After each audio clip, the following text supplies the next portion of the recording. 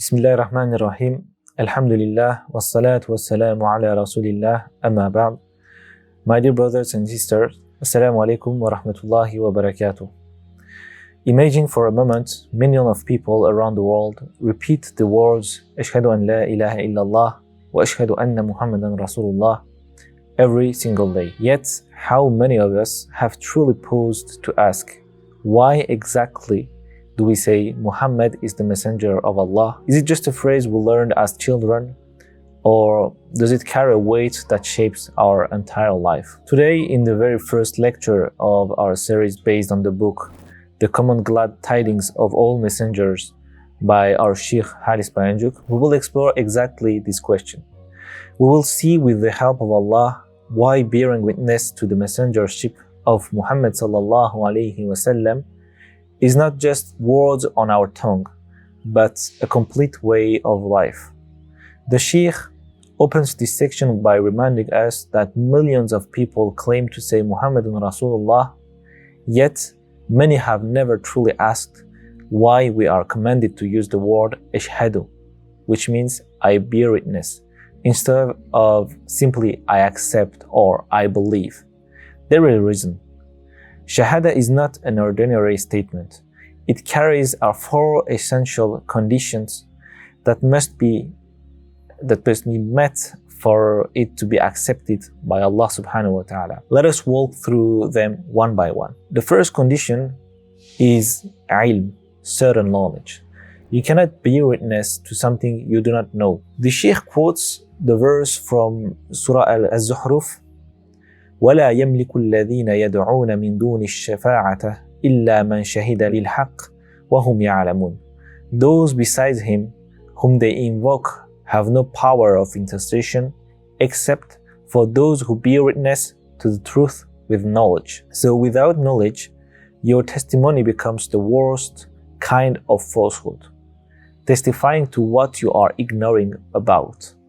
When we say I bear witness that Muhammad sallallahu alaihi wasallam is Allah's messenger, we are taking on real responsibilities.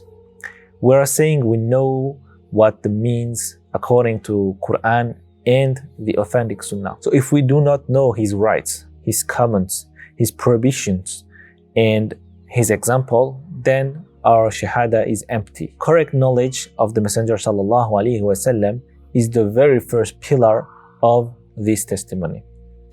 The second condition is to declare it with the tongue, to say it openly.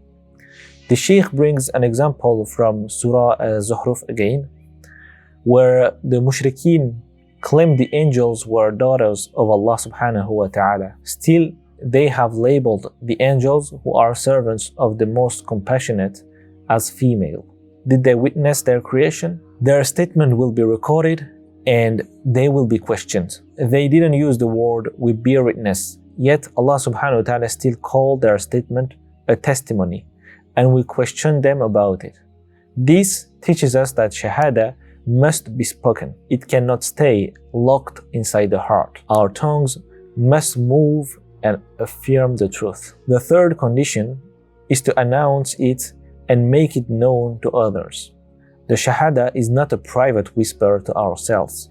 Allah subhanahu wa ta'ala himself bear witness to his own oneness and then commands the angels and the people of knowledge to announce it to all mankind. شهد الله أنه لا إله إلا هو والملائكة وأولو العلم قائما بالقسط. Allah subhanahu wa ta'ala himself is a witness that there is no God worthy of worship except him, and so are the angels and people of knowledge. In the same way, when we testify that Muhammad sallallahu alaihi wasallam is the messenger, we are also required to convey the truth to others. It is a public declaration.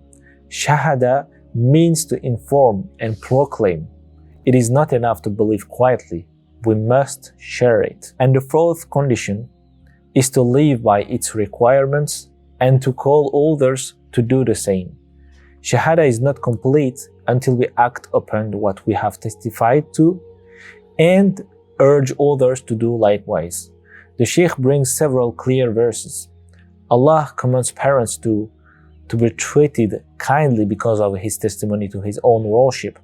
He created jinn and mankind only so they would worship him alone. وَمَا خَلَقْتُ الْجِنَّ وَالْإِنسَ إِلَّا لِيَعْبُدُونَ. He sent all messengers with a clear order to worship him purely. So when we say Muhammadun Rasulullah, we are promising to follow everything he brought, to obey his commands, to avoid what he forbade, and to call others to the same straight path. If these four conditions are not met, then simply moving our lips and saying the words brings no benefit on the day of judgment. So brothers and sisters, this is only the first reason the Sheikh gives for reviving the understanding of Muhammadun Rasulullah. In the coming lectures, inshallah, we will take the remaining 3 reasons one by one so that each point can settle deeply in our hearts. So to recap, Shahada is not an ordinary sentence. It requires 4 conditions: certain knowledge, declaration with the tongue, public announcement to others, and living by its requirements while calling others to it. The second point is, without knowledge of the Messenger sallallahu alaihi wasallam, our testimony becomes a false witness. Shahada must be spoken and shared. It cannot remain a private feeling. The real test is action. Does our daily life match what we have testified to? Let us pause for a moment and ask our hearts honestly. When I say Ashhadu anna Muhammadun Rasulullah, am I truly bearing witness with knowledge, with my tongue, with my call to others, and with my actions?